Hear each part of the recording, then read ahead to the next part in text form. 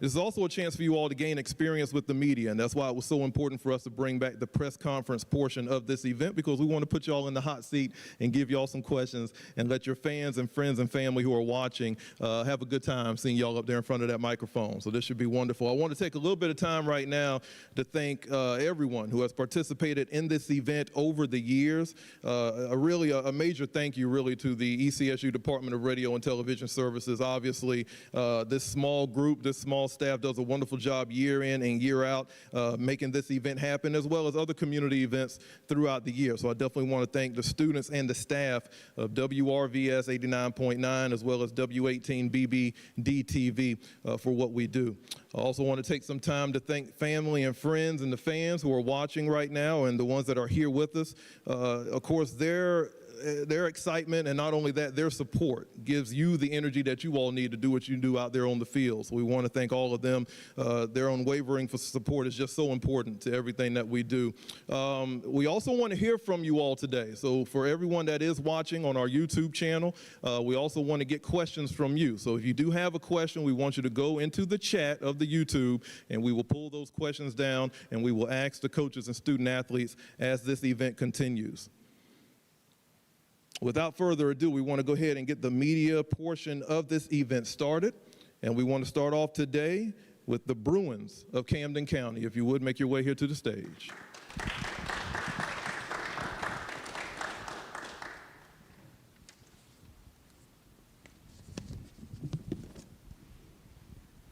While we have a little bit of time, we also want to remind everyone here that not only will be on YouTube, of course we're streaming as of right now, but we're also going to have a social media takeover. So after we're done here with the YouTube portion of the media session, you can go to Instagram, the WRVS 89.9 Instagram page, and we'll be doing some things there special that you're taken care of here today. So make sure you kind of combine both of those for your visual experience.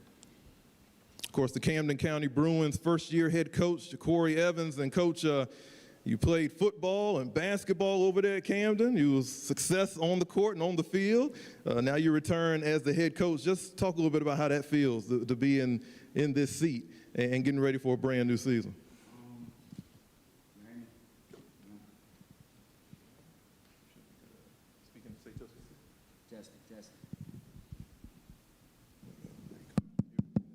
Testing, we good? All right. Well, honestly, this is a full circle moment for me. Like you spoke on, 10 years ago was the first time we did this. Well, 10 years ago, I was a senior in high school, and I was on this stage, you know, so fast forward 10 years to be here as the head football coach of the same school I was playing for and did the media day for is kind of a surreal moment. So I'm blessed to be in this position. Of course, after you were a Bruin, you made your way here to ECSU. And what's so exciting to me is what I noticed as far as what you were able to do, not only on the field, but in the classroom. Of course, you received academic honors during your time here on the Viking football team. You have a true understanding of success, and not only success on the field, but how it coincides with success in the classroom and how they kind of both work together. How important is that you instill that into your student athletes as you continue on your career as a head coach at Camden? It's very important because at some point the cleats get hung up. You can't put on a helmet and pads anymore, and outside of that, the biggest thing is who are you? You know, and it's one thing can't nobody ever take from you, that's your education. You know what I'm saying? What you learn in the classroom, which applies to your everyday life. So that's the understanding that part and understanding how important it is to truly shine and be successful in the classroom is going to do nothing but help you down the road outside of football. When you look at what the Bruins were able to do last season, obviously not the results that they wanted on the football field, but you don't want to just look at that season and scrap away everything. There's obviously some things that you can take from, obviously you're the new head coach now, but you know what they were able to do last year and you see the players that are coming in. Talk a little bit about what you were able to kind of see last season as you look at what they were able to do and how you can take some points from last season and build on that to have some success this season. Absolutely. There was a lot of positives to take away from last season. Like you said, it didn't go how we wanted it to go, but we took a lot of positives from I believe that we learned a lot about ourselves. We learned a lot about how to face adversity. We learned a lot about how to persevere through the hard times and always understand that, you know, there's always a positive outlook on everything. You know what I mean? So don't always be so confined in the negative. In life, things ain't always gonna go your way. You know what I mean? But the biggest thing is always, you know, and like I tell them, though, chin up, chest out. Chin up, chest out, and understand that, you know, you got an opportunity the next day to be better than you were the day before. So, From what I've heard, you have a positive attitude, an electric kind of charisma, and it kind of permeates through the entire football team. So I'm excited to see what you do with the team. Speaking of the team, you have 3 players here with you on the stage. If you could go ahead and introduce them. to my left, we have our starting center, James Akinpor. We have our starting right tackle and also play some D tackle for us, Calvin Blunt. And then we have our starting quarterback, Chase Job. Jarvis, I think you have a few questions for them also. Yep, and my first question is for James Akinpora. Like Mr. Mercer said earlier, you didn't get the desired results that you wanted last season, so how has the team morale been this season, and how excited are you to start a fresh new football season? Is it on? Yes, sir. So, you know how last season wasn't our best. We know we can do better, but we were going through things. This year, nobody wants to go 1-9 again. So we'll all have heads up, chest up, like Coach Jack said, and we'll just push through it. And my next question is for Calvin Blunt. And at least statistically, it looks like you had a strong finish to the end of the regular season. So could you tell us how were you able to improve at the twilight of that season, and how are you carrying that momentum to the start of this season? The beginning of my last year, I had an okay season in the beginning. Had a little mishaps. And then going into the end, I tried to finish strong. And looking at my senior year, you know, it's a big spot for me. I'm just trying to finish strong, you know, see what my options are for college. All right, thank you. And my last question is for Chase Job. And you also had a great effort last season as well. And what are you looking forward to most during this football season? Destroy every team in the conference. All right, simple enough. Thank you. And actually, my last question is for you as well, Ja'Cory Evans. So, like Coach Mr. Mercer said, and some of the other people I've been talking to, they actually said the players have a strong affinity with you. Could you explain how important it is to build that relationship and that chemistry between the coaches and the players?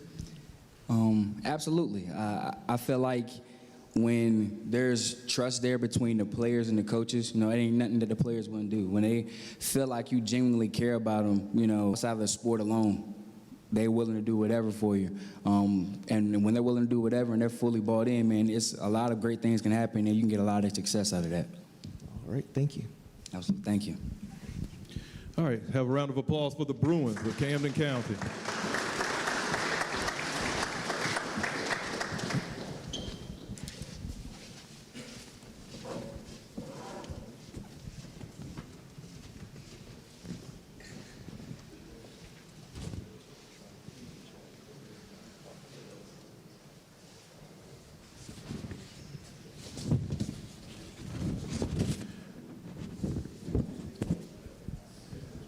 Next up to the stage, we'll bring the Falcons of Bertie.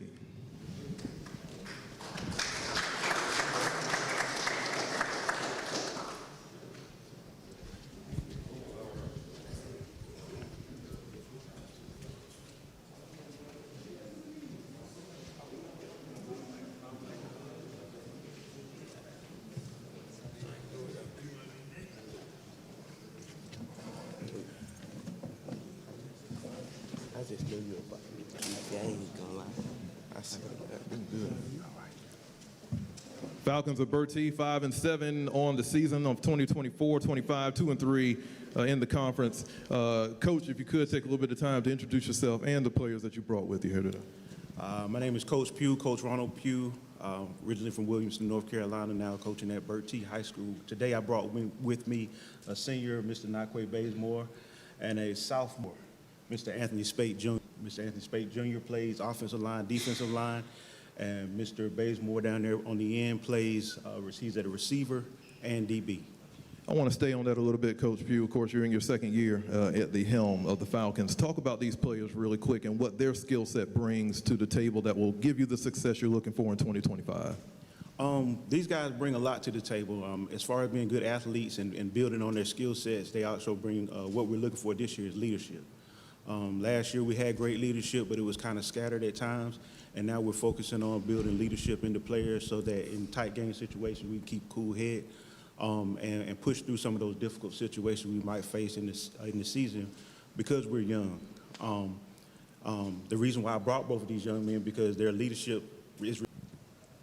For what I've been doing, preparing the off season, I just been working. It ain't nothing to say, just been working on my off talent. I've been working on my footwork, ladder drills, getting stronger, faster, smarter. That's it. Coach, you've won a state championship as a player previously. That experience, you understand what it takes. How much of that helps you as far as continuing to build and continuing to get where you want this program to be? I think it helps out a lot. Last year when I first was introduced to the guys, I gave them some of the philosophies that we had while I was at Williamston. Even at my time at J.H. Rose, as a coach over at J.H. Rose, we won a championship there too. And different philosophies like go hard or go home. Gator, I'm pretty sure everybody's familiar with that term in the room, Gator. Getting after people, being aggressive, learning how to have a controlled burn, I would say. Being able to play aggressive and keep a cool head. Cool heads win hot games, and being focused in certain situations. And I think those are the things that I bring to the table as far as balancing out what Bert T already had as far as great athletes and good-sized guys that can play football. Getting ready to start, have your first practice coming up here soon with the full team, but how have the summer sessions been and, bringing some of the players in, weightlifting, working out, getting them ready? How has that been so far up to this point? It's been pretty good. We had a great turnout over the summer with 7-on-7s and also with just regular workouts. We had a lot of young kids come out and they're getting into the swing of things, trying to teach from a lower level and bring them up to speed, not only just teaching them strength and conditioning, but teaching them the ins and outs of the game. And we're working on the bigger, faster, stronger program. So a lot of guys, it's a culture shift from what we're used to, but they're getting into it now, and I've seen the improvements in the weight room and socially. Because that's that mental toughness check that everybody needs to solidify their team. Everybody needs that one game where you're going to have to go out there and get gut checked and find out who you really are. And I think Tarboro provides that for a lot of people. So, yeah. My second question on, I guess, a more serious note. This is your second go-round, but you did lose a lot of seniors, a lot of key seniors at times. What did the underclassmen and fellas, you can chime in too, what do you think the lettermen have learned that going into a second year of your program and believing in your philosophy has done to improve the Falcons? I think that comes in two parts. Like last year, we had a lot of ups and downs and situations where I came in and I believe in the philosophy of next man up. Not necessarily meaning that somebody will go down, but it's about being prepared. So we knew that we were going to lose a lot of seniors and a lot of big roles. That's why we had a lot of younger guys playing in those positions, backing them up, so they would be exposed to the game early and kind of recognize the speed is a little bit different from what they may have experienced in JV or any other type of ball they're playing. So we've kind of been preparing for it since last year, and we've even carried that same philosophy into this year with our new guys coming over from the middle school. They come in and we expect the same out of them that everybody else will have to deal with, and they'll get thrown in the fire just like these guys did to prepare them mentally. Will they come in and be starters? No, but they are going to have to produce production. We demand 3 solid plays every snap, and that's what we're going to get. Outside of that, these guys right here, like I said, they've become more vocal now, and I think they've done a great job with filling in for where we lost leadership, if not even more than what we had last year. Last year was like an icebreaker, getting the guys used to speaking up. And I see now that it's taken on because now the team is taking accountability for itself. And I love it because now I don't have to say anything. It's self-maintained. Before it gets to me, they fix it. Improvement from year to year. From the team? Yes. You said, what's the improvement? Yeah. What do you feel you've improved at the most? Oh, what being a about leader. the Being a leader. program has helped you? I improved on being a leader, you know what I'm saying? Last year, I was a freshman, so I wasn't really like speaking up. But this year, sophomore, I've been a leader, making sure everybody doing what they supposed to do, all that. I feel like about the years, it's just been improving by like more of the days as the years come, like the boys will start locking in more as like they'll start understanding their assignment more than usually they're used to understand it. So like they more get a hang of it, like get understanding more. So I feel like that's how the year getting better, because like, we all come together and we starting to play football as a team, as Burt T, how we used to play.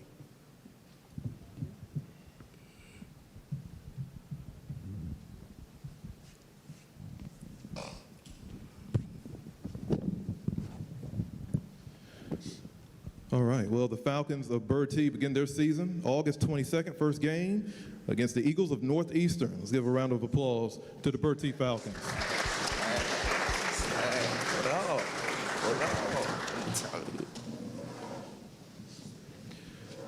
Again, we want to take some time to encourage everyone who is watching on YouTube right now that if you have questions for the coaches or student athletes, please post them in the chat section, and we will give those questions and see if we can get some answers that you'll be looking for. Right now, we want to bring to the stage the Aces of Edenton.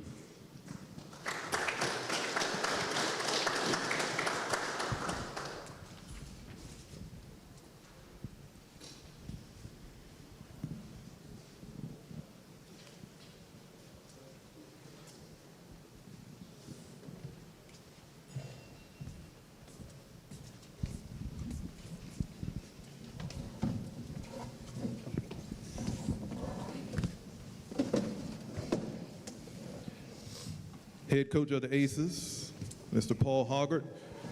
Edenton 75 overall, 5-2 in the conference. Coach, you closed out the 2024 season with winning 5 of the last 7 games, making it to the second round of the state playoffs. Obviously, every team wants to go further and get that state championship, but what did you take away from last season that will help you with success coming up in 2025? The biggest takeaway is I'm glad we're moving down. Glad we're moving to a conference that everybody is about the same size and the same pool to draw from. There's so many similarities among the schools in the new league that I think it's going to be a really good deal for all the schools involved. And when you talk about the new, and I wanted to bring that up, I haven't really had the chance to talk about the new classifications, and it seems like it's changed so much, but your initial thoughts when you saw all the different classifications and how the teams are set up obviously works well for Edenton, but how the classifications are now, your thoughts on how that changed? Well, I think when you go back in history a little bit, I think in 1958, North Carolina went to 4A. Population has kind of increased a little bit since 1958. It's actually doubled. Our population in the state of North Carolina has doubled, but we were still 4A.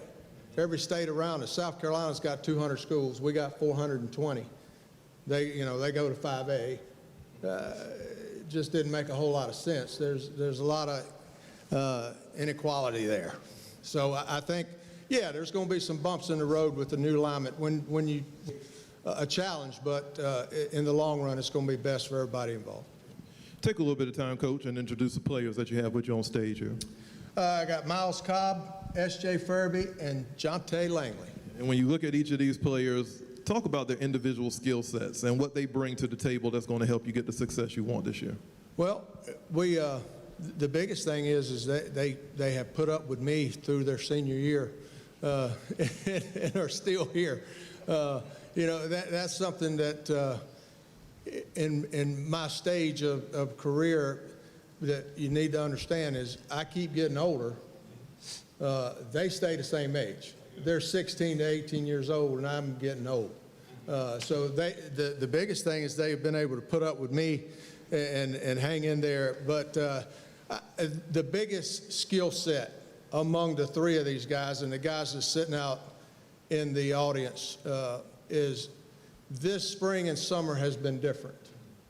Since the shutdown, we have survived instead of thrived. It's been a challenge, and for somebody that don't have the energy that they had at one time, I'm trying, but it's harder. This spring and summer has been different in a good way, and it's the reason that being is for these guys that are here today and the rest of our senior group have really done a great job this spring and summer. I think Coach Hoggart looks younger every time he comes, every year. Every time he's here, it seems he gets younger and younger. So I think my prescription may not be strong enough. Maybe that's the case. Jarvis, you got a few questions for Coach. Yep, I'll be starting off with Miles Cobb. And I just want to know, what are some of the biggest strengths that you bring to this Aces team? I'd say one of the biggest strengths I bring is I go out there, I block. I'm a wide receiver. Most of the time, wide receivers catch the ball, but I'm out there to help. We run a triple option, so, we're going to run it. And I go out there and I block every play, so that's what I'm here for. All righty, and my next question is for Jonte Langley. As you know, you got a good group of coaches out there, so I just wanted to know, out of everything they've been teaching you, what's one of the best pieces of advice that they've told you, or what's one of the best techniques that they've been able to show you? Probably dedication. A lot of people don't really withhold that when stepping onto a football team. It takes a lot to go through a staff and a faculty that really puts up with you and try to get you there all, do it all. So I say dedication. All right, and my last question for S.J. Furby, for the students, with the regular season starting so soon, what's one of the things you're looking forward to with the first official practice? I guess one of the things that you're trying to go ahead and work on, or what are you looking forward to the most? I'm looking forward to us just being there, out there as a team, and just out there playing football and just bonding as a whole. All right, and also for you, Coach Hoggard, with this new roster, obviously, where you have people graduating every year, you're probably looking at some adjustments and alterations to the team. So what stands out to you the most about this current roster? Like I said, there's something that's been different through the spring and the summer. And again, it's a credit to these guys, nothing that I did. But it's, I think, continuity of our staff is big. Our staff has been together, the core group of our staff has been together for a long time, and continues to be so. And so I think that's a big help. All right, and then one last question. I know they're renovating and building a new school out there. Has that affected the way you all practice, I guess, with the way you set things up or the way the scheduling is? We were so fortunate that the construction left the field house and all that alone. Now, the negative of that is we don't get a new field house. But the positive is we haven't had to shut down. We haven't had to change our routine. We haven't had to change what we do. So that's been a blessing. All right, yeah, thank you.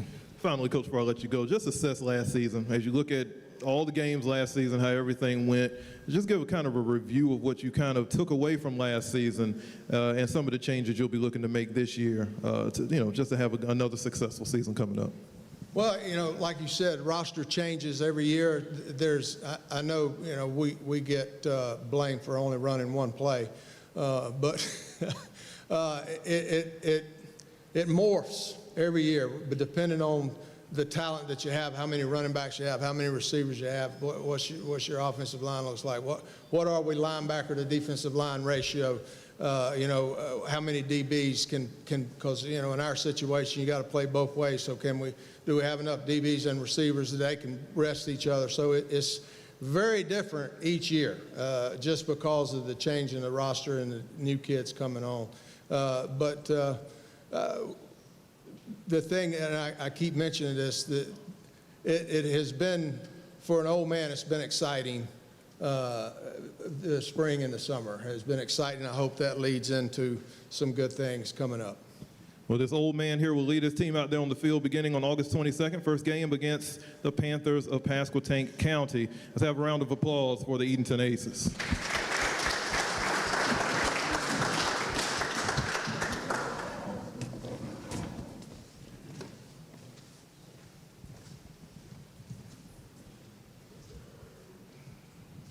Well, we have a little bit of time. I want to take some time to thank the sponsors of the NENC High School Football Media Day. We'd like to thank Food Lion over on Weeksville Road here in Elizabeth City, as well as We Serve. Thank you for your support of this event. Right now, we'd like to bring to the stage the Knights of Currituck County.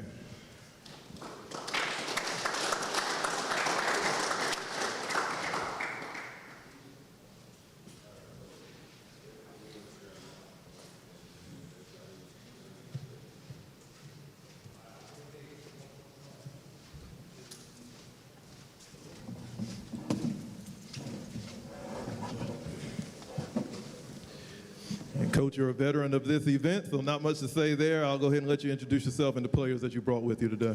We got Easton Binkley, he's a sophomore, and Maddox Ward, quarterback, he's a senior. Coach, while we have a little bit of time, I wanted to talk a little bit about weightlifting because it's something I've been trying to get with you about for a long time. I've been wanting to add a little bit of weight to myself too. I'm not in the gym as much as I need to, but every time I look at you, I see the strength training, and I did a little bit of research and noticed that you started weightlifting right around the age of 12, if I can remember correctly. And it led you to competing in powerlifting. What motivated you to really get into weightlifting and building yourself up? And how has that helped you, especially with your focus and becoming the coach that you are today? Well, I got into the lifting because I wanted to be a professional football player, 12 years old, and I didn't realize I was going to stop growing at 5'7". So, going to college and not having that size. But when I graduated, I realized I wasn't going to go to that next level. Yeah, I needed something else to channel my energy, and I got into powerlifting at that point there. And I was pretty fortunate to get into a school where the kids would buy into the program back in the early 90s, back in Massachusetts, and we started a powerlifting program, and I saw the benefits that it had, because I didn't have that opportunity in high school. Like, when I lifted weights, it was downstairs in our basement, and we didn't have gyms like you have now. Like, we had our high school gym was the 1970s Chrome Universal machine. So, like, we didn't have a weightlifting class. I never had that opportunity. And I always said that, that's part of the reason why I got into coaching. When I was in high school, we didn't have great coaching. And I said, I want to coach. I want to do better. I want to win a state title. I want to be able to take my kids to championships, show them things that I didn't have. And so that's what propelled me to do what I do, and that's what motivates me every day. 6-6 overall record last season, winning record in the conference, but I know your competitive side. You want to go further. You want to definitely have a more successful season.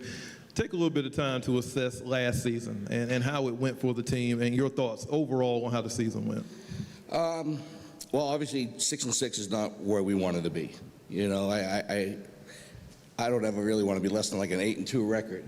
Every year I want to be able to increase our competition, but we started the season with a cluster of injuries, and our whole defensive line was out. We didn't get healthy until the fourth game, and then we ran on a 5-game winning streak at that point there. But our first 3 games, and we didn't play anybody easy the first 3 games. I mean, Norfolk Academy is a great program up in Virginia, and then we played Deep Creek, and they're a huge school as well, and big and strong and fast kids. And so we took our bumps and bruises. One fourth play of our first is on, and it just trickled down. But after our third game, we had a week bye, then we got healthy, and we went on a little bit of a tear. And then at the end of the season, our starting quarterback hurt himself the last game of the year and doesn't go into the playoffs, but Maddox stepped up and won a playoff game, took us into the second round against a very talented Southern Durham team, and we were right there. Like, we had every opportunity to win that game, and we should have, but it slipped through our hands. Just a few moments ago, the non-conference schedule, you're playing teams in Virginia, playing teams that are tough. How important is that as far as the team building portion of that, to play these tough teams in the non-conference, knowing you're going to take your bumps and bruises even once you get into the Northeastern Coastal? Yeah, that's, well, Coach Moore and myself talked about this 28 years ago when we used to coach together. We always talked about playing tough teams so you can identify your weaknesses early, so you can rectify them and go into the season fixing all your weaknesses. You want somebody to exploit your weaknesses. This year, we scrimmage in New Bern, our first scrimmage, and the second scrimmage, we're going to J.H. Rose and playing Kinston. So we want to be able to see where our weaknesses are, where do we need to improve, so we can get better for that first game. And then, this year with the realignment, it was tough to get games, and everybody was trying to grab games at the same time. And, we're in it now that we're 5A, a lot of schools don't want to play us around here, so we got to go a little further to go. And I get that, it is what it is. But we're going to do what we have to do. We're going to continue to hopefully grow the program, get better, and continue to play bigger and better teams. And my goal would be, like, I hope I can get us to the point where we're playing Oscar Smith as a preseason game. That's where I want to get the program. And you spoke a little bit on it just a few moments ago, but when you look at this upcoming season, what does success look like for the Knights? Obviously, a state championship would be great, but other areas that could be successful for you even before you get there? This should be knock on wood, with providing injuries, this should be a very good season for us. We have a veteran team coming back. We got 19 seniors. We only lost 2 players on our defense, and we've already got our replacements for them. And then on offense, we lost 3, and we have a lot of talent. This is one of our most talented teams. Going back to when Coach Wheeler was there in 2011, 2013, with those teams that went 3 rounds of the playoffs. This is right up there with those teams. If everything goes well and we stay healthy and they continue to buy into the program, they've bought into the program. I can't ask the kids to do any more than they have. These kids have exceeded and done what I have asked. We had spring ball. They all showed up to spring ball. Some kids were doing track and come over to practice afterwards. They have done everything I've asked them to do. They've worked their tails off. All summer long, we're getting 65, 70 kids per night for practice. They have done what I've asked them to do. Now it's just, we got to execute it, and we got to stay healthy, and hopefully, good things will happen. George, you got a few questions? All right, yeah, I got a question for Coach Bossy. As you already said, I'm guessing with the injuries, that's one of the main things. I guess staying healthy is one of the main improvements you probably need to work on as well. But I know you said as well you like to start off the season playing tougher opponents just to use them as a measuring stick to see where you are. I'm guessing at the moment, do you see anything where the team needs to improve at right now, or any adjustments you already need to make? Our offensive line is a little bit younger this year. We're a lot bigger than we were last year, but we lost 3 offensive linemen last year. So we're going to have a couple sophomores playing on the varsity. So we just got to get the line right. Skill-wise, we're deep. We have a lot of depth. So if somebody goes down, we have depth that somebody can fill in. Offensive line-wise, we have 3 sophomores that will be playing on the varsity, and they'll be in that rotation. A couple of juniors, and then 2 to 3 seniors that will also be in that rotation. All right, yeah, that's all I have right now. Any questions anywhere? All right, well, the team out of Barco will start the season on August 22nd as they'll take on Norfolk Academy, and that is a home game in Barco. Let's have a round of applause for the Knights of Currituck County. Thank you.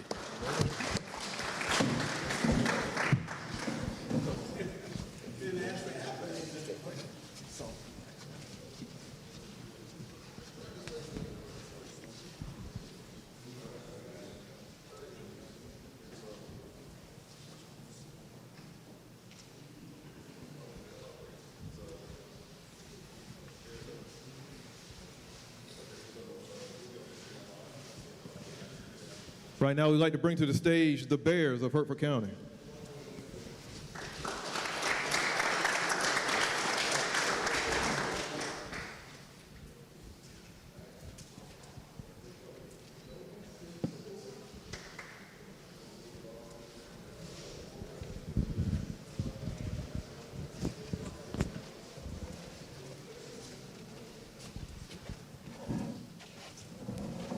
Head coach of the Bears, Willie Gillis III, 4-7 record last season, 3-4 in the conference. Coach Gillis, all conference tight end during your playing days. Your experience on the field, I'm sure, has helped you a lot as a head coach. Talk a little bit about how that helps you do what you do day in and day out for this team.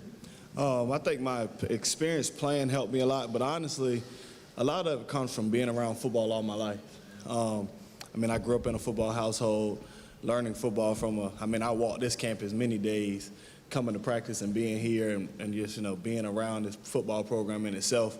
But my experience at Morgan State definitely plays a big factor in all the football that I know. I've played under 3 head coaches who have all been successful or either played professionally at some point. So I learned a lot of football, and I had a really good tight ends coach in Benton Harrell. He's still the tight end special teams coach there at Morgan State. Obviously, you have some family ties to ECSU. That's well known. Any special stories that you have about any moments here at ECSU? I ain't no small guy, but I was telling the boys when we walked up, I remember walking across from the practice field to coming to the calf. I didn't realize we could eat all you want when you came into the calf, so I loved that experience when I was growing up. How have the summer workouts been with the team so far as we get ready for first practice coming up here soon? It was a really good summer. Last summer, things happened so fast when I got to Hertford County. I was moving from Northern Virginia, just getting there and trying to learn and build relationships with the kids. But this summer, Everybody settled in, no moving around, guys showing up. I think in our program last year we had about 72 guys, and in the spring and in the summer this year we've had about 50 guys show up to workouts, give or take kids, traveling and doing different things. I think when I calculated it, attendance-wise, we had 64 guys show up, but consistently we had about 40 to 45 guys every single day, buying in, doing what they need to be doing in the weight room. And that's been my biggest push for our program, that we need to be stronger as a program. And our kids are really have improved in the weight room, and our school has supported us in doing some things and changing some culture in our weight room, and it's been good. The program at Hertford County over the years has been very successful. How much pressure can that be year in and year out here as you continue on as head coach, just to not only meet that standard, but to exceed it every year? For me as a coach, I don't feel a lot of pressure, honestly. I played in some really high-end games when I was in college, and being in the baseball program at Nancy River, I played in for a state championship before. I mean, the pressure's not really on me. I put the kids in position and give them the knowledge and the things that they need to go into the game. But at the end of the day, we live with the results because we know we've prepared, and then we live with what happens. Go ahead and introduce the players that you have with you here on stage today. I have Rucker Nixon here, who's our quarterback, and I had Linwood Harmon, who's our middle linebacker and plays running back as well. Fellas, I'm going to ask both of you this question. I'll have both of you answer it. Obviously, 4-7, not the type of record that you all want. You definitely want to improve upon that. What have you done here in the offseason that gets you all ready for what's to come this year? This offseason, we've been preparing. Like, everybody been in the weight room getting stronger. We've been coming together as a team and a family, just team bonding, getting close to everybody. As soon as we lost in the playoffs, that next week, the weight room was packed. So I could pretty much tell who wanted it and who didn't. So we ain't been doing nothing but building that energy, building that intensity. So come Wednesday, we're going to see that energy we're going to have. Sounds like you got a couple of leaders on this squad here, Coach. I'll go ahead and Jarvis let you have a few questions. Yeah, my first question is for Rucker Nixon. Like, it's evident in the offseason, you're training your body, you're training in the physicals, but seeing as important how the QB position is, how are you mentally preparing yourself for the season?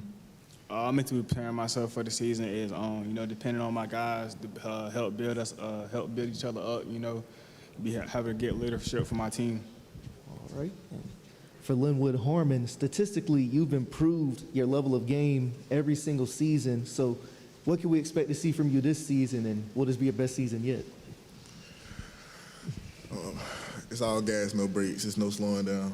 No slowing down. I got to lead by example.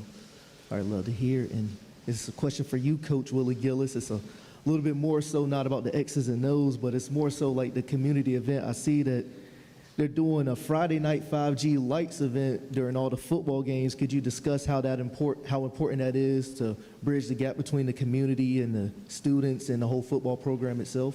Everywhere I've been, I've always tried to cultivate community. I think that's very important in anywhere you go, to try and get the support of the people that are around you. In my time, fortunately, our principal, Mr. Dudley, before he advanced to a different position at the school, he had came and spoke with me about T-Mobile's program about the 5G lights. And the program basically, for those who don't know, it's just a small community. They try and reach out and support you, and you can win prizes and money to pay back into your programs. I think that bond and that mesh amongst our community, trying to do things positively and do all the things, like I know we have a project, I think it's called Build a Block or something like that going on in the Hosky right now. So our mayor has asked for more to give back. And so I think as young men and myself, if we're a part of this community, and I tell these guys, we're in the fishbowl mentality. Everybody watches the football team. We're the biggest unit in the town. So we have to be doing things positively so that the community can support us and we support them as well. Yeah, Coach, I was just going to begin by saying, how did it feel to just get the taste of last year out of your mouth and to start over? Last year, the expectations were definitely high because, I think the Hertford County the year before I arrived was 10-2. And we graduated a lot of seniors. So going in, You know, we really depended on Ramez to really be a really good player for us, but we had a young team that I knew cared about football and they wanted to get better. So just, you know, trying to prepare our offensive linemen and our D-line because that was our weak unit last year. Those kids have done everything that they need to be prepared. And I mean, like in the offseason, like Linwood spoke about, all our skill guys, of course they go run track and they do those things, but I mean, we had about 20 to 22 O-line, D-linemen show up to workouts every single day. I think we had probably 2 guys miss a workout. Those guys are just really committed, and last season, I mean, it is what it is. We live with the results and, you know, looking to build for upcoming season. We were discussing earlier when we first came in about the 7-on-7s in the preseason. How has it worked out for your guys? I've watched our guys, even when we were at Northeastern, our last 7-on-7, I watched them. We played against Bertie, and we knew going into the Bertie game, it was going to be high energy. Like, it's just always that way. That's just the nature of the business. And I watched our kids literally transform in the midst of 20 minutes, change their energy and effort, and we were losing. I think we were down, and the kids came together. They was like, look, we can't lose this game. Like, they already beat us in the season. We don't even want to have that taste of losing to Bertie again. I didn't have to say anything. I was literally standing behind the referees, but I saw them come together. And they're like, Coach, we can't lose. So Rucker came to me. He said, Coach, can I call it? Because I didn't call anything in 7-on-7. He said, Coach, I got it. And he called the whole offense as we marched down the field, and we end up winning the game. But that's what we need in the summertime. You know, those are the moments that change the trajectory of programs because kids are thinking, okay, I know what it takes to win, and we're going to do it.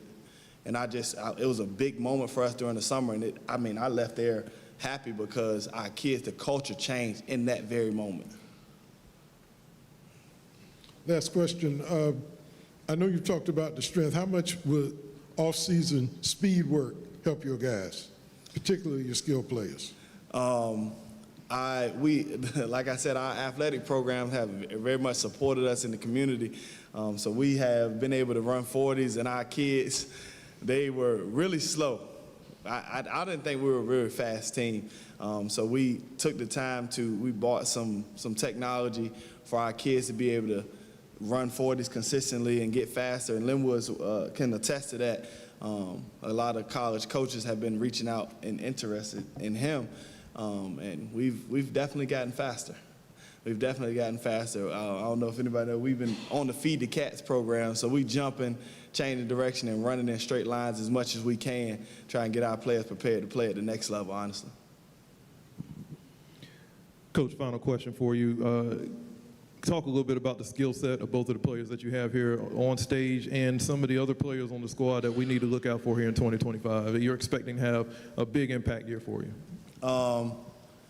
Besides these 2 guys, I will say Charles Ure and Landon Smith are 2 really good offensive and D linemen that we'll have this year. Those guys are juniors. They've pretty much led our core group. So we have our stakeholders in our program. These 2 guys are our stakeholders as well as Charles and Landon. And those kids are 2 people that you need to look out for. I think Charles has gotten some notable write-ups here recently from some college scouts, just, you know, talking about how hard he worked over the summer. And these guys' skill sets, I mean, Rucker, I think last year, that was his first year starting for our program after playing behind Kevion, who's a really good quarterback. And my first conversation with Rucker was, hey, man, go out there and play and don't turn the ball over. Like, at the end of the day, we want to control the football. And I think Rucker had 5 interceptions, and he threw 3 in one game. So we go through a course of 11 games, and he keeps the ball in our hands. I think that's a really good job for a kid that didn't start. I don't even think Rucker had played 11-man football until he got to Hereford County. You know, so, you know, again, a growth mindset, and this kid has 2 more years to play, including this year. So I think it's a really good thing. And Linwood's just he's a hard-nosed playing kid. In our conference, those guys, not just myself, but the coaches voted for him to be the Defensive Player of the Year. So I think that's a respect for him in the room that they think that he's a good football player. The Bears begin the season August 22nd with a home game against Gates County. Let's give a round of applause to the Hereford County Bears.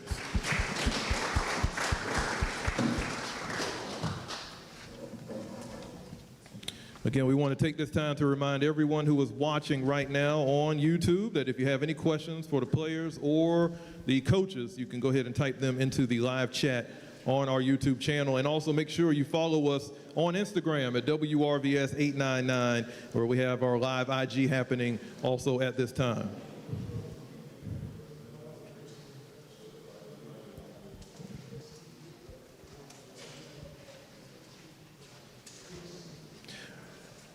Right now, we'd like to bring to the stage the Gators of Martin County.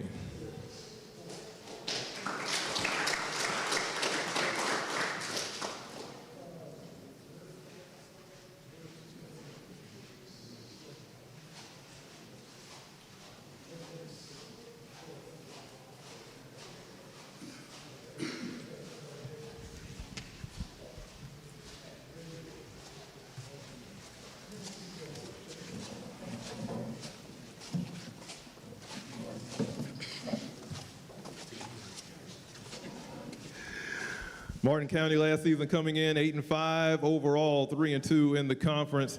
Head coach of the team, Mr. John Wheeler, who is no stranger to the NENC High School Football Media Day. Coach, I usually see you in red and white colors in the past. That's what I remember you as, and now you changed those colors over, and now you're back in the area. So congratulations again, coming back as the head coach of this football team. Martin County, again, I've had some good seasons over the past few, and you've had, as far as a head coach, your experience.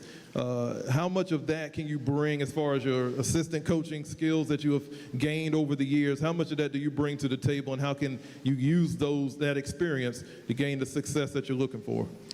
I mean, I think it's the same thing as players. There's nothing more valuable than game reps, you know. So as a coach, I think it's the same sentiment. I think when you have the years experience that I've been blessed to have, going into year 21, which is crazy. You see things that work, you do things that don't work, and you either win or you grow, you know. So I've been blessed to surround myself with some great people in the sport here in northeastern North Carolina at the collegiate level. But at the end of the day, it's about people and it's about relationships. So, you know, I'm blessed to be surrounded by a great group of guys at Martin County High School. We've been able to piece together a good staff. Really excited about that, and we're supported by a great administrative team as well. I know how much you love Northeastern North Carolina, so I know that it was great for you to come back. But talk about what enticed you to come to Martin County and say, I want to be the head coach of this football team.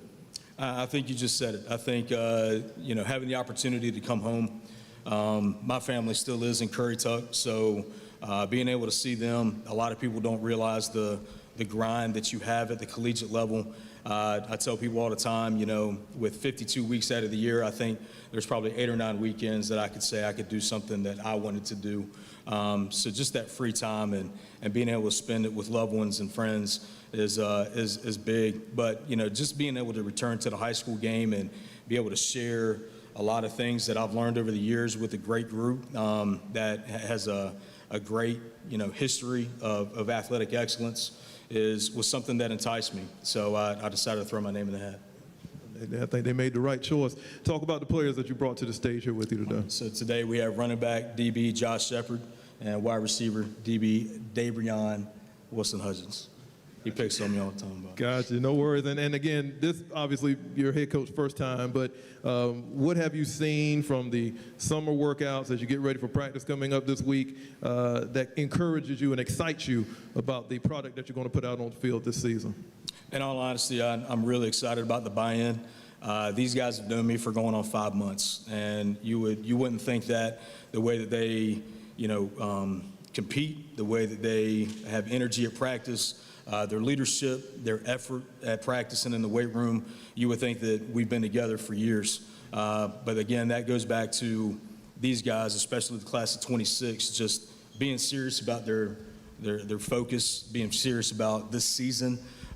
We've had some in-depth discussions about their goals and their ambitions and what they want out of this season and after football, and I think they're serious. So I'm gonna do everything I can, and I know my staff is gonna do everything they can to make sure that we do what we have to do to meet those marks. I know how much success you had as a head coach in Barco, and I've known, again, you since that time. You've had assistant coaching stints. And over that period of time, I guess the question I have is, how much have you changed as a coach from that time when you was in Barco to returning now for this upcoming season? Tremendously. I mean, I've seen a major change in myself. One thing people don't understand when they look at my resume is how old I was when I became a head coach. I was 24 years old. I had no business being a head coach, I can tell you that.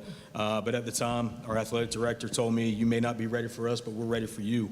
And Rodney Kite is a major mentor in my life, and I trusted him. So I decided to take that jump, and you know Rodney Kite very well. So I made that jump, and it wound up being a blessing for me, but I was kind of forced to look into a lot of the infrastructure of being a head coach and doing the community outreach and building the program, as a whole. And I wasn't really able to really dig into the X's and O's. Getting the opportunity to go to Chowan University, UNC Pembroke, and Princeton High School for 3 seasons allowed me that opportunity to really sit down and do a lot of film study, dig into the X's and O's, and start putting pieces together so that way I could be a better coach. I'm excited about, the things that I've learned in the past 7 years. It's been a while since I've been a head coach, but, there's a lot of things that are starting to come back to me, like riding a bike.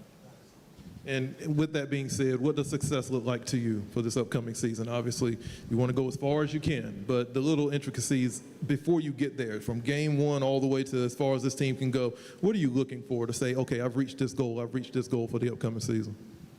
I'm going to be honest with you. It's one day at a time. We're going to take all of our focus right now and put it into Wednesday, for day one. I'm not a guy that's going to look down the road. I'm not putting any team on any certain pedestal. Everything's important to me. But right now, we've got other things that we need to focus on. We've got things that are internal. We've got things equipment-wise. We've got things that, we just need to make sure we're nailing down on a daily basis in order to be where we want to be at the end of the day. All right, yeah, my first question is for Josh Shepard. So last season, you had 186 carries for a total of 1,546 yards with 25 touchdowns. So I know you're putting a lot on your legs. So I know you're using the off season to train and get stronger, faster, and increase your stamina. Have you really done anything to really recover and make sure you're fresh for the next day, or you're starting fresh for your next practice or your next set of reps? Yes, sir. I've been in the weight room, on the hitting field, ice bath, making sure everybody stay together, compete. All right. And also got a question for Davion Hudgens. So as the coach said, he's fired up, he's ready for Wednesday, ready to take this thing one step at a time. On a scale of 1 to 10, how amped up are you for Wednesday's practice? 10. All right, I love to hear it. And also, I got a question for you, Coach Wheeler, my apologies. So, No, you said it right. Yep. So you can see last season, this team, they started off pretty strong. You saw they started off with a loss, but then they managed to string together a few wins after that. And then you can see they ended off the regular season with a few losses. So explain the importance also of finishing strong, not just as much as having a strong start to the season. I mean, the only thing that I've got to go on is film from last season. These guys love to compete, and I was able to see that in the spring. They are competitive in every facet of their day. So I really appreciate that from a competitive standpoint. The other thing that really caught my eyes, they're able to flip a switch. When we went to ECU, we had some situations going into our first 7-on-7, the ECU Beast of the East. We had to cancel a 7-on-7 in Greenville because we didn't have our helmets back yet. We had to cancel another 7-on-7 because of weather. So the ECU Beast of the East was our first 7-on-7 outside of spring ball. And we got there, and it was just a different attitude, different approach, and we were blessed enough to do really well and compete against some really good programs. But at the end of the day, I was proud of our guys because there was a lot of lessons learned along the way. How to face adversity, how to fight against adversity, but also how to play as a team and how to focus on us. At the end of the day, it doesn't matter about the opponent across the field. It doesn't matter who's on that team, who they're, led by. It doesn't matter. We focus on us. And if we can do that collectively each and every day, I think the future's bright for this program for years to come. All right, and now for both of the players to build upon that, how was your experience at the 7-on-7 at ECU? And that question for both players. Good. It was a real good experience. Okay. I'll ask the players a final question. This off season, obviously, you just work to get better. You don't want to gain too much weight. You don't want to kind of go anywhere. You want to kind of work hard and get yourself ready for the season. What have you all done during the off season period to make sure that you all are ready to go, especially coming up on Wednesday for this first practice? Every day we get up, make sure mostly everybody that we can get in the weight room or hit in the field, like every day, make sure we build a chemistry, stronger chemistry, make sure we stick together. Yeah, what he said, weight room in the field every day. I can tell they're ready for Wednesday. Get this thing started. Media question. Yes, Coach, I noticed the logo. I know last year you were still trying to reunite two schools, two programs. This year, everything seems to be, one purpose. How has that helped you? And I'll also ask that of the fellas. I'll let them answer first, and then I'll answer. Okay. How has it helped to no longer feel like it's Robertsonville, Williamston, but a united front as far as football players? Feel good. We still one family. You feel me? We one family. Make sure everybody, like I said, make sure everybody together. It took some time getting used to it at first, but we came together. They're being humble. It's been a challenge. It's been a challenge. The guys have been the easiest part. Bringing the guys together and building that chemistry has really been a blessing. They support each other. A lot of their families know each other. So bringing together everybody in Martin County is a major step forward in a lot of ways. Now we just have to make sure that we can, do it in an infrastructure standpoint. Right now, there's still a lot of things that need to be done. There's still a lot of, equipment needs that we have. There's still a lot of facility needs that we're working on. But at the same time, we're aggressive when it comes to those things. We're aggressive, make sure that we can bring in people that can help us out. The community has been absolutely unbelievable so far. I started seeing that even after a week after being there in February. We needed dumbbells. We had 8 dumbbells in our weight room. And after a week, we were able to get a full set. So, just little things like that have been a challenge. But I think that's what we do in Northeastern North Carolina, is if you're really from Northeastern North Carolina, you find a way. We're not going to make excuses. We're not going to sit there and point the finger. We're going to figure it out. We're going to be creative. And we're going to make sure we get to where we want to be at the end of the day. Last one, with the realignment, you're moving up in a sort from, I guess, what you were more used to with being aligned with smaller schools. How has that, or has it affected your preparation? We're excited for the opportunity. In the grand scheme of it, the conference that we're joining is really the conference that I was used to when I was the head coach at Curry Tuck, with the exception of Edenton. We've kind of taken their place. Manio and Camden were never in our conference when I was there, so it really is just a rotation. We're going to have some adversity with travel. That's going to be our biggest question mark. That's how we handle those long bus rides. Just coming here from Williamston, it's about an hour in the car, so you can only imagine what it's like in an activity bus. But we got to find a way. We're not going to sit there and make excuses like, oh man, we played terrible because of the long bus ride. Nah. Because, you play at the collegiate level, you're taking 8-hour bus rides. And excuses ain't going to get you anywhere, so you can leave that mess at home. We're excited about the level of competition.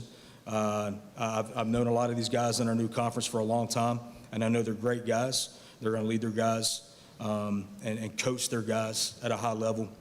We've also added some really good non-conference games. Obviously we have the game with Bertie, which is always going to be there. Coach Pugh does a great job with those guys, but we also challenged ourselves by adding Wilson Hunt in week 3. We want to play good teams. I think that's the biggest thing that we're gonna take when we approach our schedule, year in and year out. We want to make sure we're challenged, just like Coach Bossy said, and like everybody else. I hope should be is we want to know what kind of team we have. We're not going to run from anybody. We want to see how our guys, handle adversity and how they can, react when everything's on the line. 4th and inches, how you going to play? It's great to have you back here in NENC. Martin County will start the season August 28th. The Falcons of Bertie will make their way to Williamston. Let's have a round of applause for Martin County. Appreciate y'all.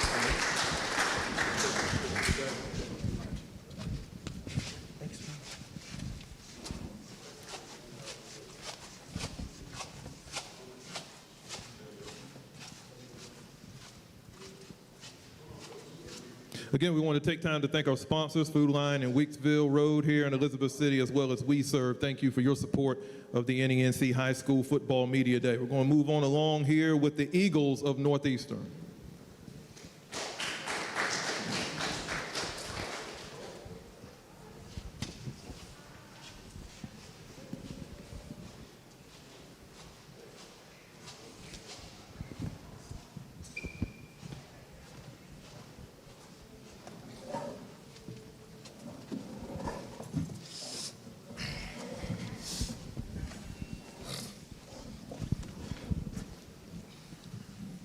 Head coach of the Eagles, Mr. Antonio Moore. The Eagles 15-1 last season, undefeated in the conference. Coach, again, thank you so much for bringing the team here and being a part of the NENC High School Football Media Day.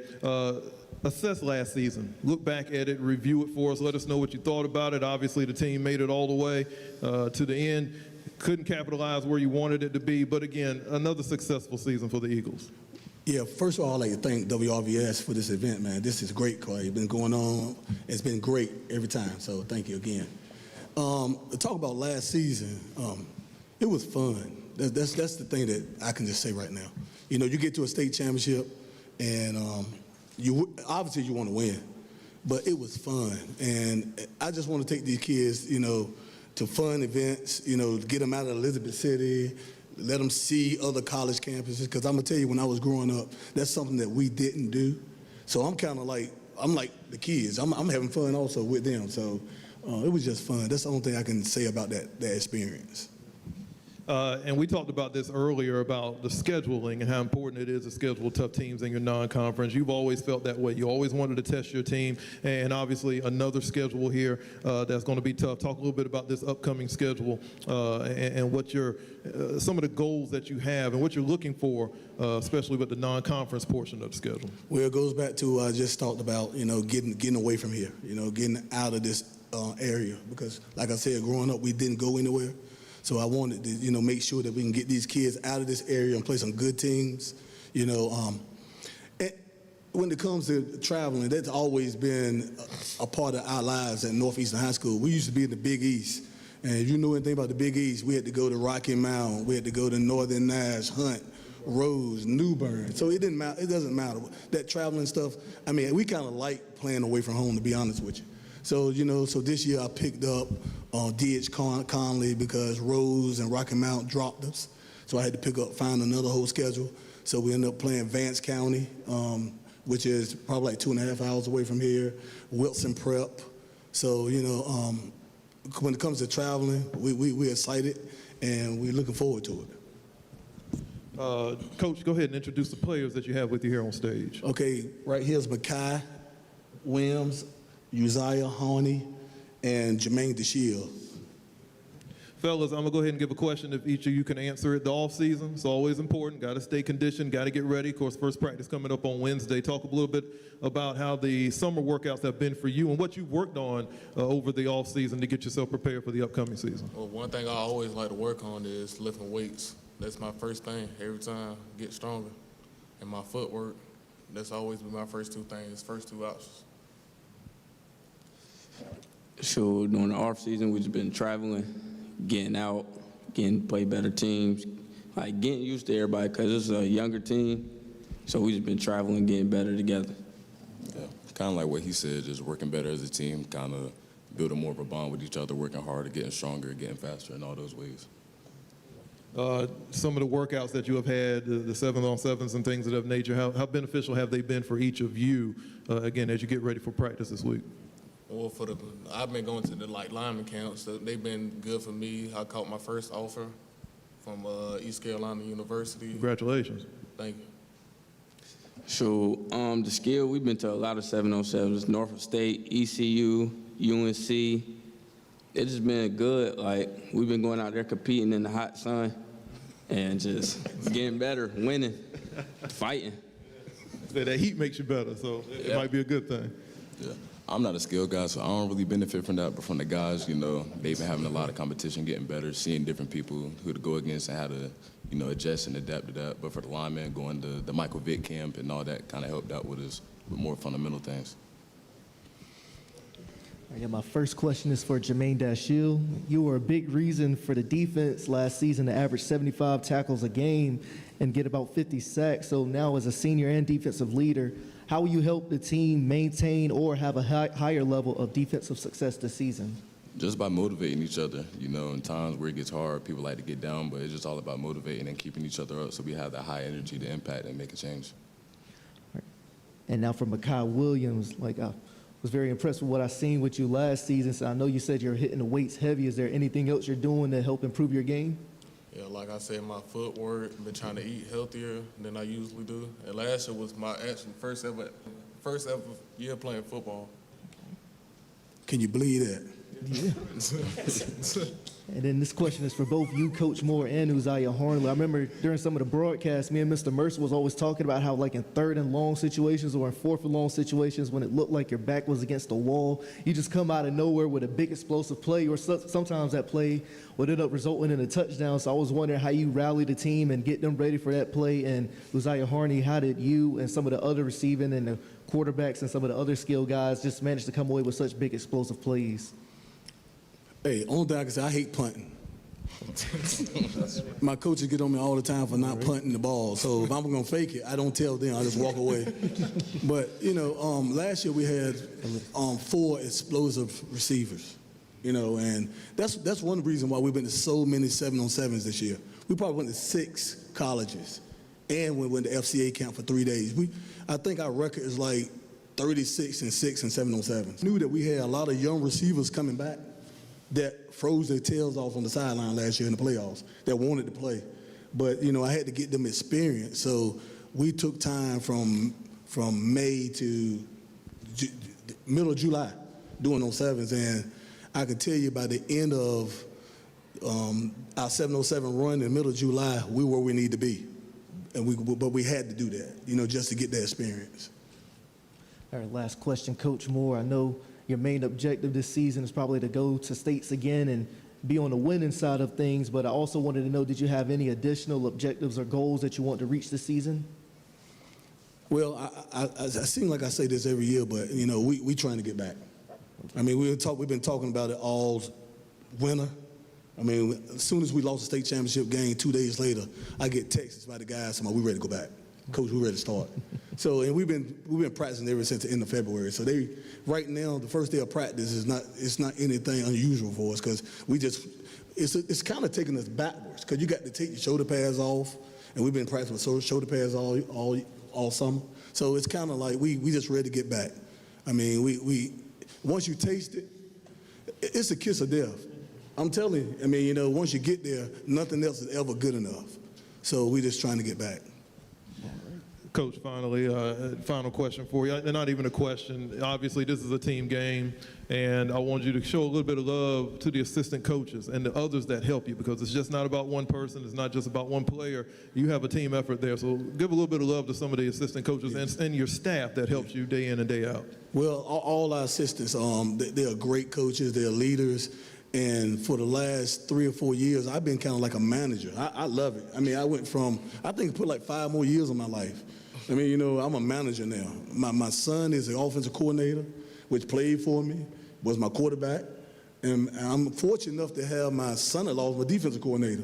So it's good at doing Thanksgiving. They fussing all the time about who's going to give up the most points. I'm going to score the most points. And I'm like sitting there loving it. And then I got my main man over there, that's my assistant head coach, Coach Tolson. He does all our media stuff, everything, on a daily basis. So, I'm kind of like Coach Hoggett back there. We're old guys. We're trying to hang in there, Coach Hoggett. Mm-hmm. So, it's just been fun, and I know those guys would like to be here today. That's one thing, but they got things going on. They work. That's one of the things we had to try to get over during the years. I got a lot of off-campus coaches, You know, so, but they do a good job. Question from the media. Yes. Coach, I believe you said at the end of last year, even though you made it all the way to the state championship, you didn't feel like you had a D1 player on the team. But this year, from what I can see, it looks like that's been an upgrade. But how much did those guys last year coming together help these guys this year that they're going to need just by being a better team and teammate? Well, I'm gonna tell you about last year. Last year, like one of the rare years that it was just fun the whole year, no problems. Those kids had goals coming in the 9th grade. I remember them telling me, 11th or 12th grade, we're gonna get there. In 11th grade, when they was in 11th, we got to the East of Clinton. And then they said, we're going there that next year. And we went. And that team was a joy to be around. But these guys was on the sideline. Some of them played, but they was on the sideline just waiting their chance. I mean, think about it. It gets 20 degrees some nights in the playoffs. Those guys sat on the sideline and watched. They were capable of playing, but, you know, we just had so many seniors. My quarterback right there, he could have been starting last year. He's the #1 quarterback in 27 class. So, you know, those kids been waiting, and I know they're ready.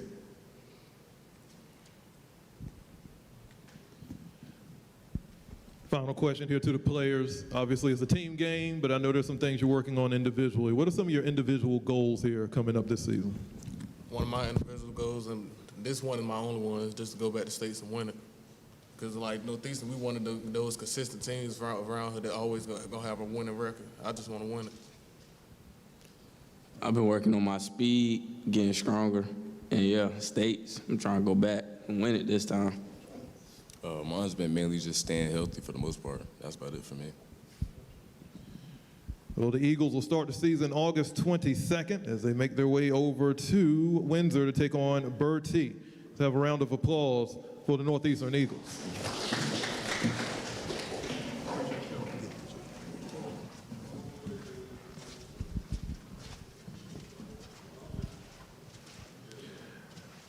At this time, we'd like to bring to the stage the Panthers of Pasquotank County.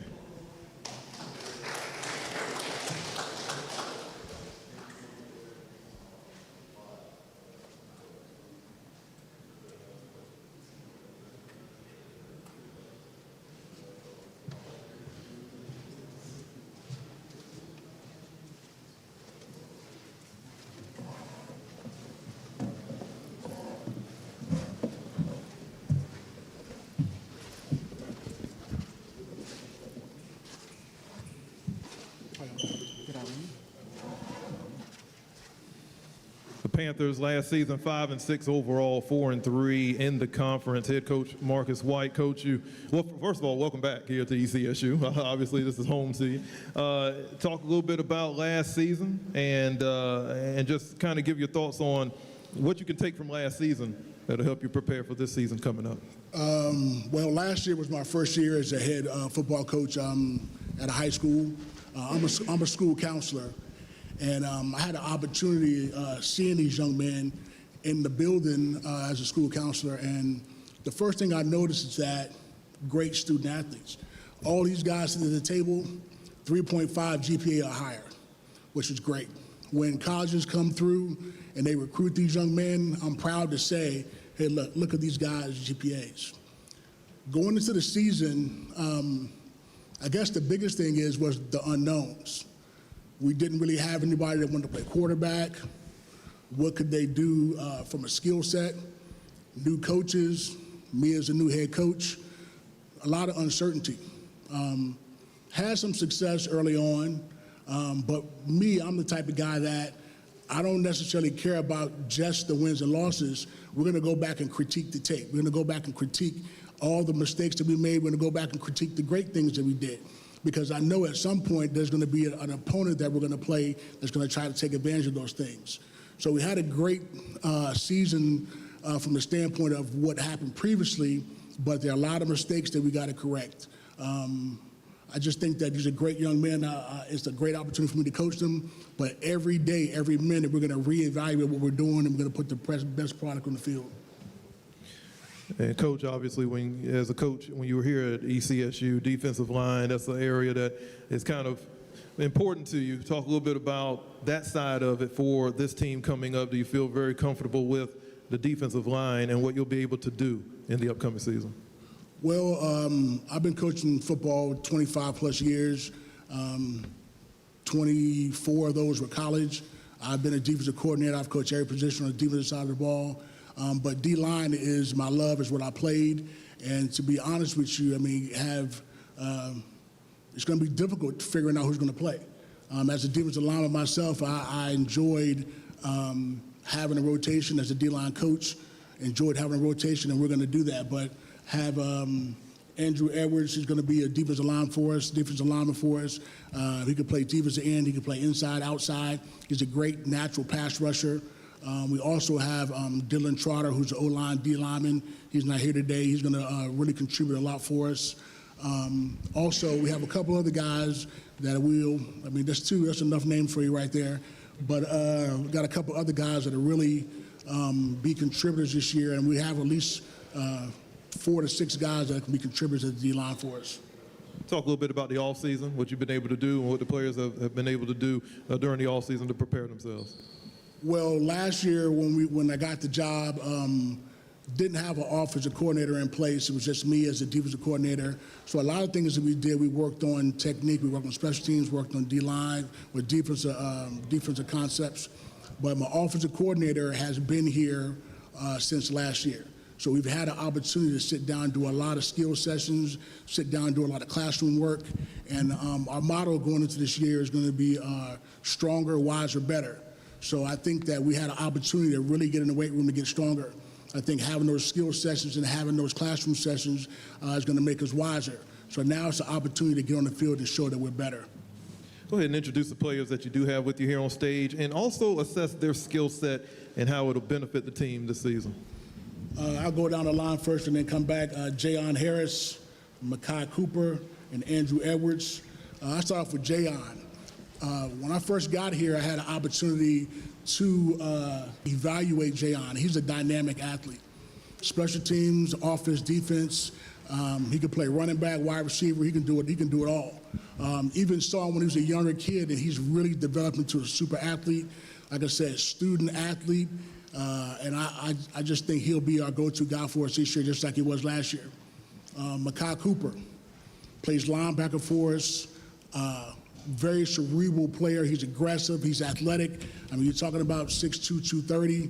When I coached linebackers at the Division I level, he was the type of guy that I love recruiting and love coaching because he's athletic. He can play in space. He's aggressive. I mean, he does everything we need him to do, and he's going to be doing a little bit of running back, fullback for us this year as well. Andrew Edwards, he's a guy that showing your toes as a coach. He's the guy asking, hey, coach, when are we going to get back in the weight room? Hey, coach, when are we going to do this? When are we going to do that? He's super dependable, but he's a natural pass rusher. And one of the things that I think for him is that I saw him getting in the weight room more this year. I saw him working on his point of attack and run stopping. So I think this will be a super year for him. I got a question for each of the players as well. Just name one strength that you think you have that's the best that you can contribute to this team, and what's one thing you need to improve on? One strength I got is, just being a running back, blocking.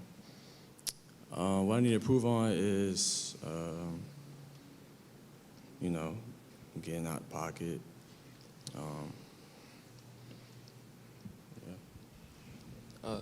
One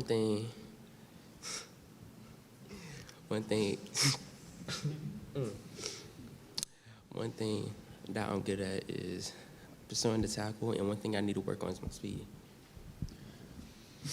One key strength I have coming into the season is leadership.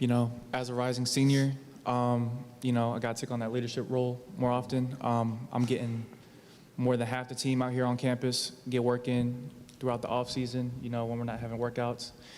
And I'm just more dedicated coming into this year, so, yeah. And I have something similar to that as well, Coach White. When you look at the schedule last year, a lot of those games you've had have either come to like one possession or they've been really, really close. So I guess what's one thing you took away from that you can really work on and improve so you can be on the positive ends on some of those end results? Well, to be truthful with you, I knew we had a great group of guys. I knew we had the talent level, great coaching staff. But the thing that I saw is that they didn't necessarily believe in themselves. When you've had a program where you transition a lot of head coaches stay 1 or 2 years, you haven't really had a success, sometimes you're waiting for things not to go right. You're waiting for the opportunity for things not to be successful. And as we went through the year, they were able to see, like, man, you know what, we can compete. I am like the guy that they say I am or I can be. And so we're seeing close games and we're seeing those opportunities, but honestly, you guys haven't seen how good we can be. As I go back and watch tape, we go back and watch tape periodically, and we're evaluating everything. I mean, it's almost difficult to watch some games because, like, I'm correcting every step. I'm correcting eyes and hats and where's your hand placement. I'm correcting everything, and it's difficult. But as you go into later on in the season, like our playoff game, now you're seeing those things that you didn't see at the beginning of the year. You're seeing those things at the end of the year. So I'm just looking forward to making those improvements on individual technique and things like that, and effort. And then whatever happens at the end of the game, then that's what happens at the end of the game. All right, so we'll be better this year. So for the players, final question from us, individual goals for yourselves too. I know the team wants to win as many games as possible, but as you get ready for practice coming up here on Wednesday, as you look at the season upcoming, what are some of the individual goals that you have set for yourself to make sure that when you reach those goals, all it is doing is enhancing the team also? Staying more confident. Obviously, only had like 952 rushing yards, so I need to get better on that. Bond with the team more. That's it. Individual goal I say I have is, everyone wants to go Division I to play at the next level. I think that's a big goal of mine. Over the summer, in less than a month, I've been blessed to receive over 5 different scholarship offers. It's a big thing for me, if you ask me freshman year if I was ever going to get a offer, I think you're crazy. I've come a long way. And yeah, man, I just want to, sky's the limit, just keep chasing my dreams. And Coach, finally for yourself, individual goals. Obviously you want the team to do well, but as a coach, you continue to grow year in and year out. So just talk a little bit about what you're looking forward to this season, but also how you have changed as a coach also over the years. I'm going to say this. So we get into the game to win championships, but we put those championships and we put those rings in the drawer or the closet. We put those somewhere when we win them. So I'm about developing young men. I'm about their growth. So my goals are to put these young men and everyone else that's in the program in a better situation. These young men that want to go to college, it's about helping them get to that next level. The young men that, they got another year, let's make you better than you were the year before. If you want to go out and get a job, then let's prepare you to be a successful worker in this workforce or a better father. About taking steps to becoming the best person that you can be. So that's what my goal is. I love that. I love that. They will start the season August 22nd at home against the Aces of Edenton. Let's have a round of applause for the Panthers of Pasquotank County.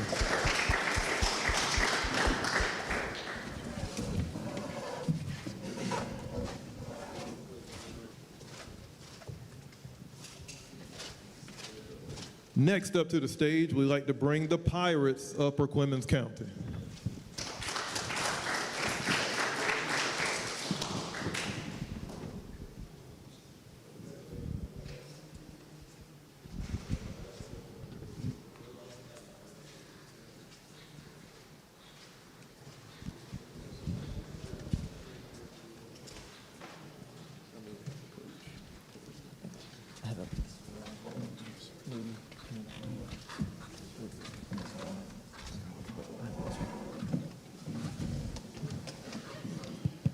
Head coach of the Pirates, Ian Rapinick, last season, 8-4 overall, 3-2 in the conference. And coach, obviously, you want to continue to build on that and have a successful season this year. Assess last season a little bit, talk a little bit about that, and also what you can take from last season that'll help you gain the success you're looking for.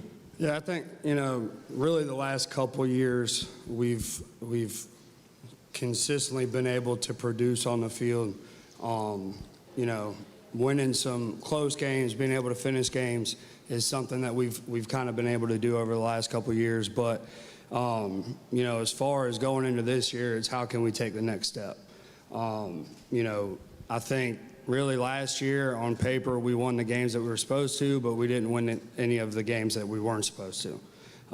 So taking that next step to be able to compete really all 10 games throughout the year, and then being able to make a little bit of a run in the playoffs. But I think moving forward, it's how do we get over the quote-unquote hump from 8 wins to 9, and then being able to continue to build on top of that. What have you done with the players and the team during these all-season workouts here, and what have you seen from the team that gets you excited about what's to come this year? Yeah, I think the biggest thing, is competing. We compete in everything that we can do. We have one day where all we do is competition stuff every week, so that's been big. And then kind of molding what we do to fit the players and what they do well. I think all of us kind of know as a high school football coach, year to year, you're obviously not necessarily choosing who you got, so you're going to have to find ways to put those kids that you do get in a position to be successful. So the guys have bought into that. It's been a lot of fun coaching this group, doing everything that we ask them to do and doing it with effort and grit. So it's been a lot of fun. Looking forward to getting rolling on Wednesday.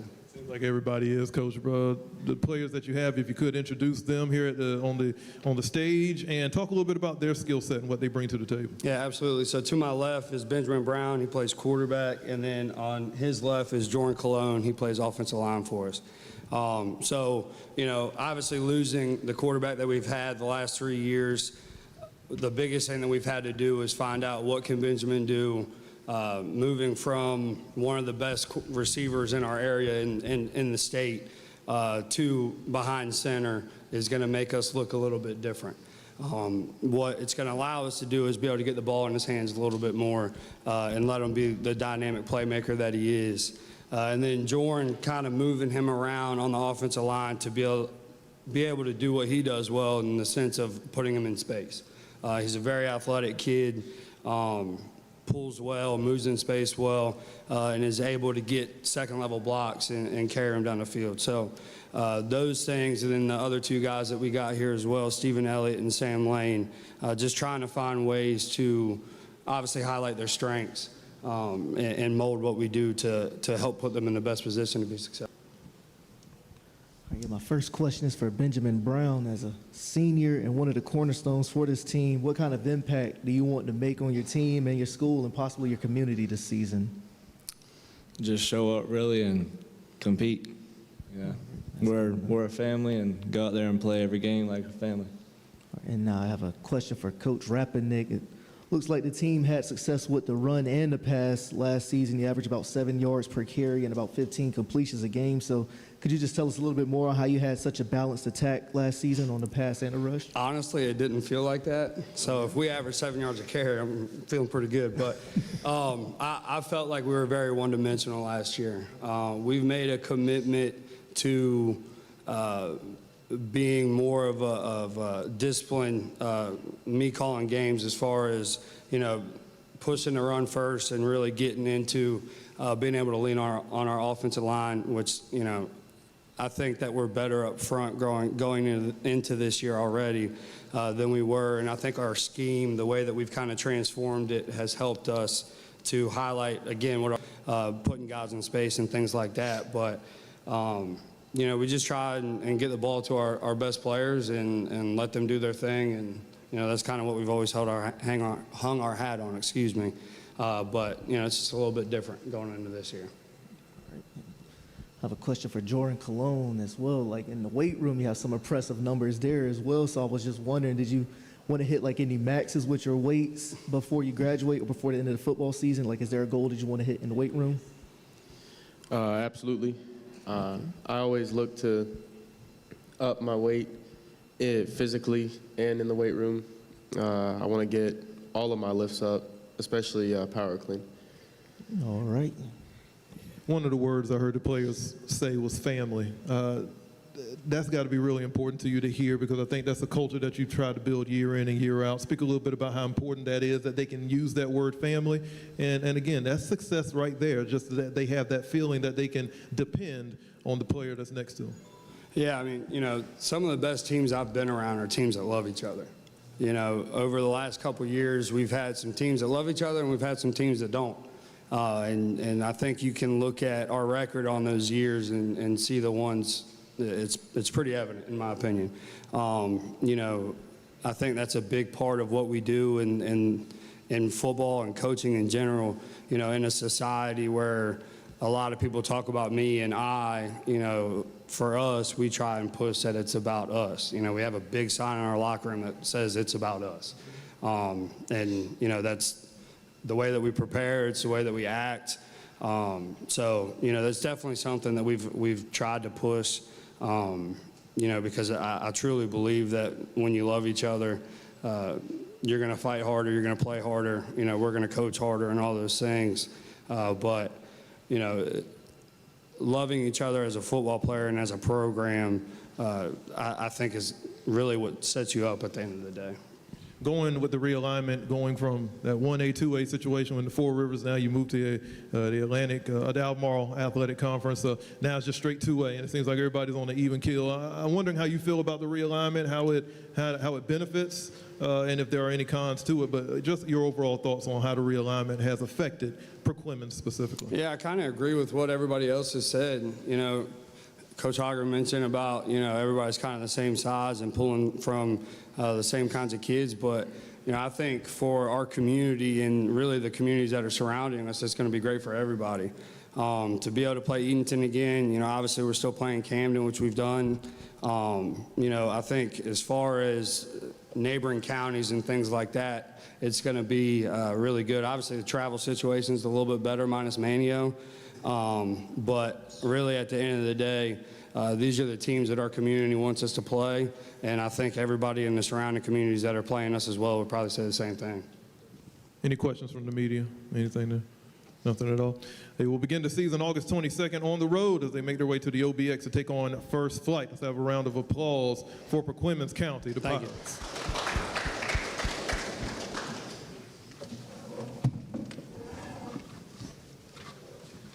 This will conclude the press conference portion of today. Again, we thank you all for being a part of the 10th annual NENC High School Football Media Day.